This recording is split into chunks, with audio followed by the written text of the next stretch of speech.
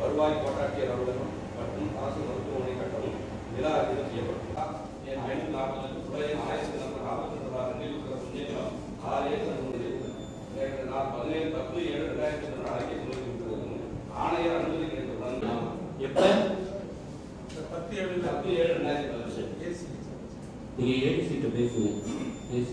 மாநிலம் முழுவதும் உள்ள திருக்கோயில்களுக்கு சொந்தமான நிலங்களை ஆக்கிரமிப்பிலிருந்து மீட்பது குறித்து அனைத்து மாவட்டங்களுக்கும் சென்று ஆய்வுக் கூட்டங்கள் நடத்துவதோடு மட்டுமில்லாமல் கூட்டுப்புல தணிக்கை செய்யப்பட்டு வருகிறது.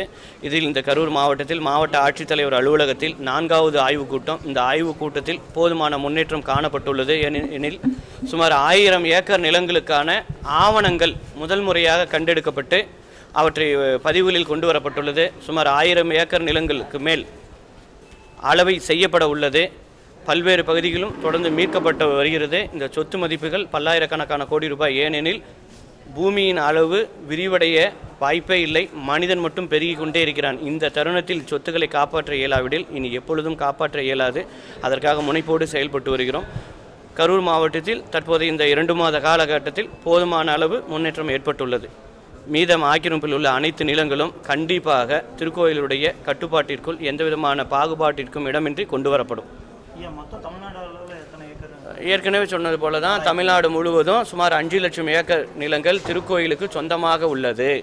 கண்டறியப்பட வேண்டிய இனங்கள் மேலும் சுமார் 2 லட்சம் ஏக்கர்கள் ஆவணங்கள் கண்டறியப்பட வேண்டும். சுமார் 1.5 லட்சம் ஏக்கர் நிலங்கள் கோயில் புறம்போக்கு நிலங்களாக உள்ளது. இவை அனைத்தும் திருக்கோயிலுக்கு சொந்தமானவை. எந்த வகையிலும் பிறொரு தனிநபருக்கோ என் அரசு துறைகளுக்கோ கூட பட்டா மாற்றமோ பாராதீனமோ செய்ய இயலாத வகைப்பாட்டில் உள்ளது. இன்று தமிழகத்தில் அதிகபட்ச நிலங்கள் சொந்தமாக இருப்பது திருக்கோயில்களுக்கு ஒன்று மட்டும்தான். இது சரியான முறையில் கண்காணிக்காவிடில் அபகரிக்கப்பட்டுவிடும்.